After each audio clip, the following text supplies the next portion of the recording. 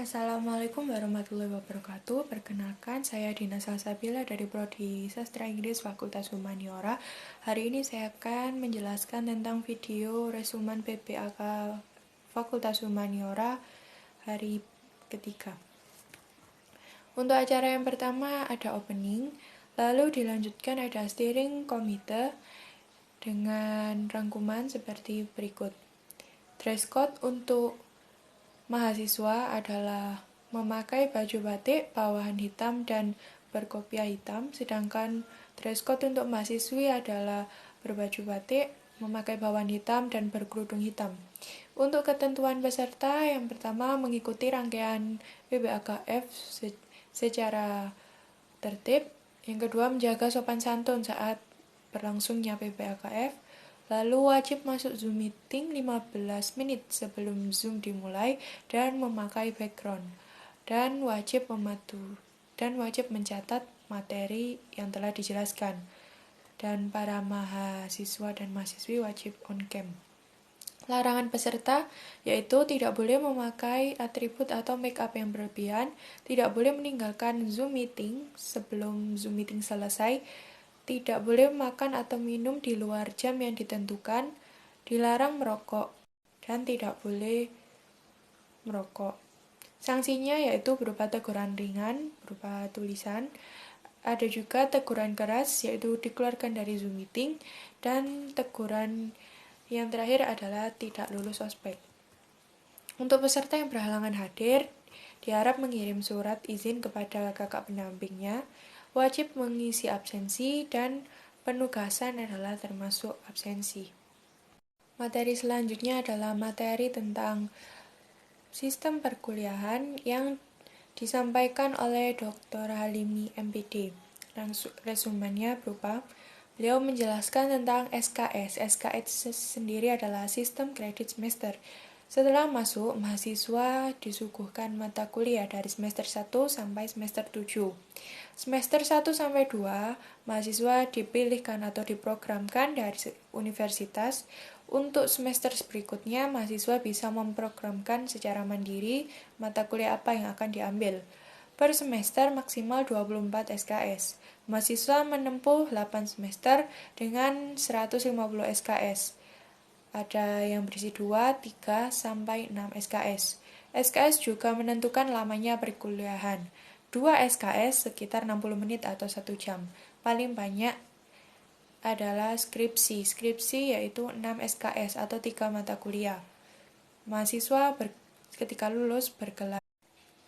Mahasiswa sastra Inggris nanti jika lulus maka akan bergelar SS yaitu sarjana sastra. Sedangkan mahasiswa pendidikan dan bahasa Arab akan bergelar S.Hum yaitu sarjana humaniora. Untuk sistem evaluasi. Sistem evaluasi tujuannya untuk mengukur pembelajaran mahasiswa. Adanya UTS dan UAS, dan juga ada penilaian proyek, presentasi, mata kuliah, dan lain-lain. Semua kegiatan mahasiswa akan dinilai, terutama nanti di tengah semester ada UTS, dan di akhir semester ada UAS. Setelah mahasiswa mengerjakan UAS, maka mahasiswa akan mendapat kartu hasil studi atau KHS. Nilai muncul di akhir, dan nilai yang paling rendah adalah nilai C. Nilai C berarti sudah lulus dan mungkin bisa mengulang lagi kalau ingin mengulang. Tetapi kalau mendapat nilai D maka tidak lulus dan wajib mengulang. Mahasiswa juga ada PKLI yaitu praktek kerja lapangan yang diadakan pada semester 7. Dan ada mata kuliah profesi yaitu mata kuliah profesi komprehensif yaitu ujian menyeluruh untuk seluruh mata kuliah dari semester 1 sampai semester 7. Syarat untuk mengikuti ujian skripsi. Dan ada juga skripsi, yaitu karya ilmiah yang ditulis oleh mahasiswa dengan melakukan penelitian sebagai syarat untuk menyandang status sarjana. Ada PKL yaitu program magang. Ini bobotnya adalah 2 SKS. Mahasiswa semester 5 sudah memilih matkul profesi. Matkul profesi sendiri ada banyak. Ada matkul profesi pariwisata, yaitu untuk tour guide, untuk manajer pariwisata, atau untuk traveling, dan PKL-nya berada di tempat pariwisata atau tempat travel. Ada juga mata kuliah profesi pengajaran, yaitu untuk terjemah, untuk jurnalistik, perfilman, diplomat, dan PKL-nya nanti bisa di madrasah, di sekolah, ataupun di universitas.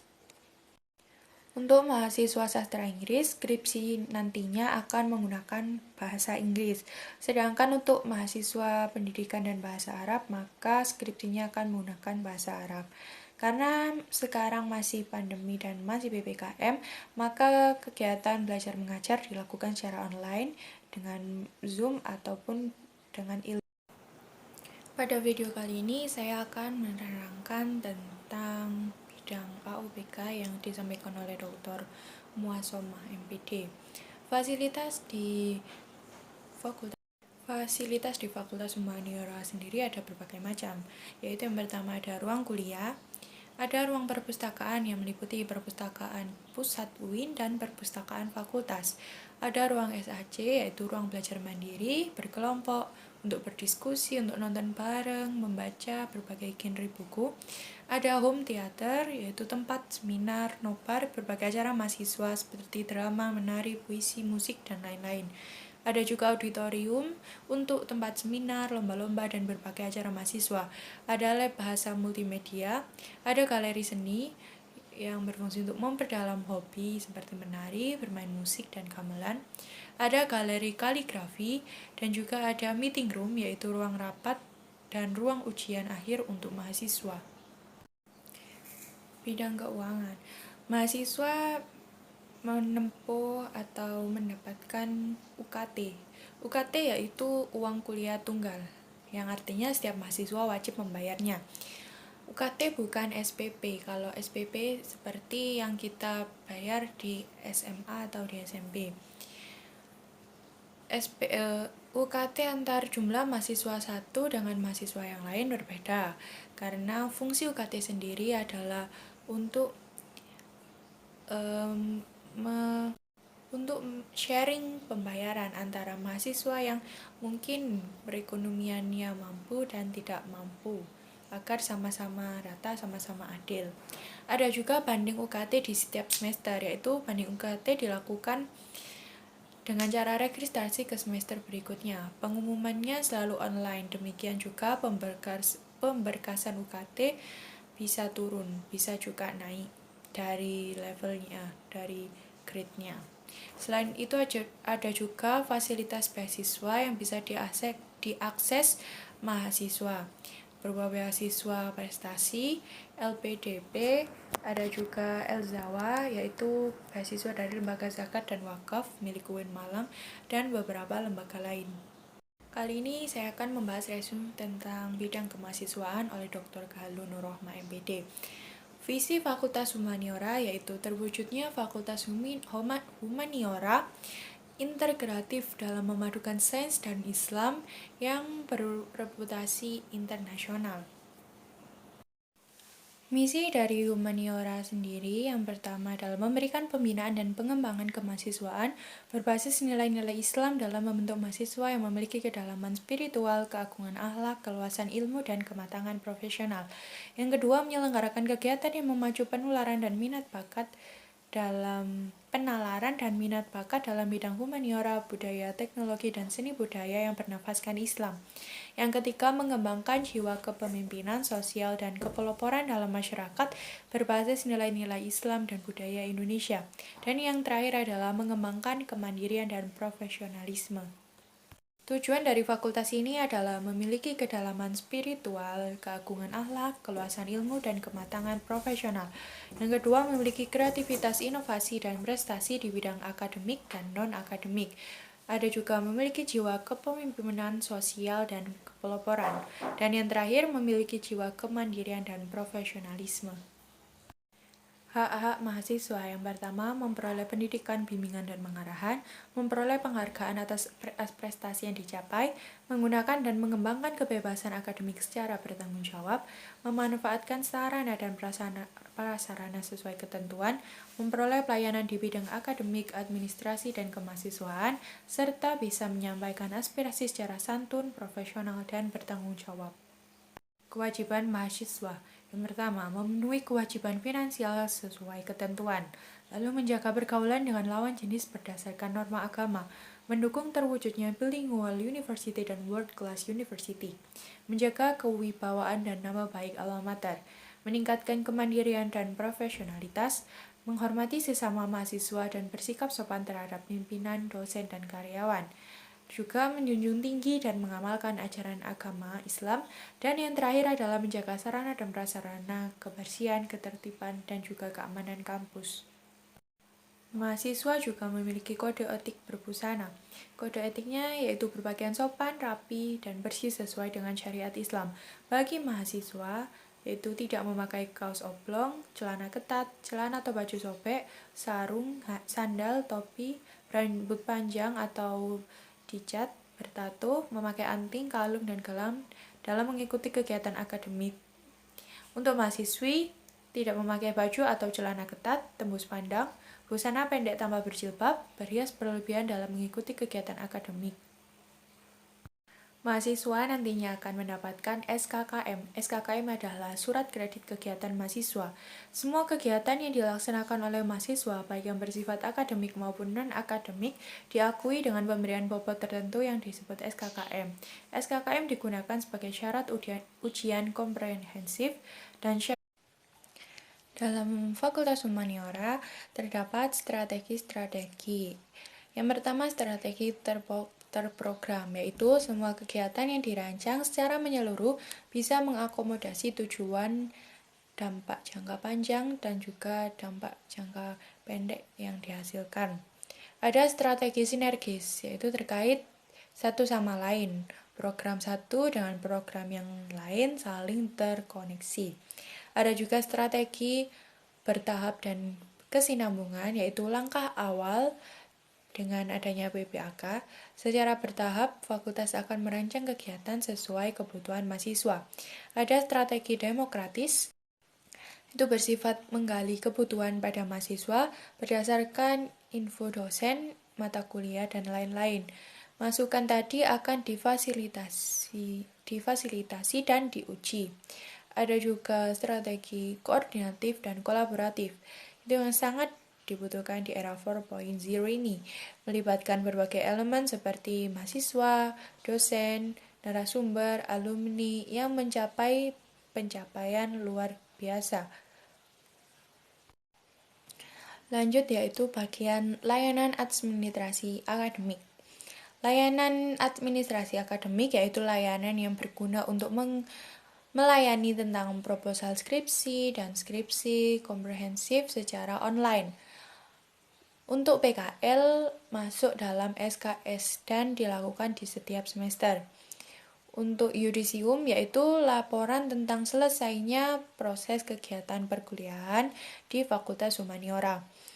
Layanan bebas tanggungan yaitu melayani seluruh proses administratif mahasiswa, persyaratan mahasiswa agar bisa mengambil ijazah dan transkrip.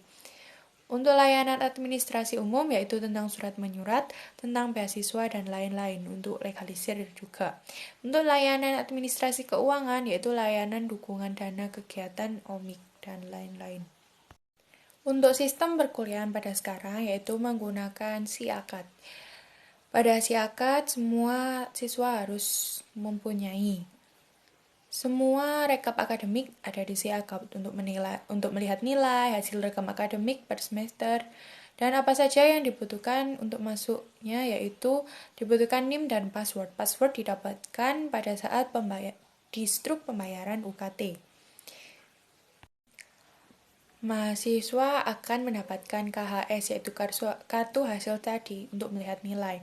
Dan mahasiswa pada akhir semester nanti akan mendapatkan nilai IPK yaitu Indeks Prestasi Kumulatif. Setiap mahasiswa setelah menempuh ujian maka akan mendapatkan KHS dan di KHS tersebut akan muncul nilai IPK. Nilai IPK yaitu Indeks Prestasi Kumulatif, yaitu nilai angka dibagi jumlah SKS. Untuk mahasiswa semester 1, KRS-nya akan dipaketkan oleh kampus. Untuk seterusnya, maka akan dipaketkan secara mandiri. Untuk prestasi-prestasi, maka kita bisa menggunakan SKPI, yaitu Surat Keterangan Pendamping Ijazah, yang berisi prestasi-prestasi baik akademik maupun non-akademik. Untuk SKKM, yaitu Satuan Kredit Kegiatan Mahasiswa, yang harus dipenuhi sebanyak 250 kredit. Untuk KRS, kalau sudah mendapatkan jadwalnya, maka harusnya dipenuhi 20 SKS. Untuk sastra Inggris ada 10 kelas kecil, yaitu untuk matkul intensif seperti bahasa Inggris 1 dan bahasa Inggris 2, yang berisi sekitar 20-25 mahasiswa. Ada juga kelas besar yang terdiri dari 2 kelas kecil, kapasitas maksimal 50 mahasiswa. Setiap prodi nanti ada setiap kelas nanti terdapat dosen wali, yaitu orang tua akademik selama kuliah. Dosen wali tugasnya untuk memantau perkembangan akademik dan juga mensetujui KRS. Sekian resumen video yang dapat saya sampaikan. Wassalamualaikum warahmatullahi wabarakatuh.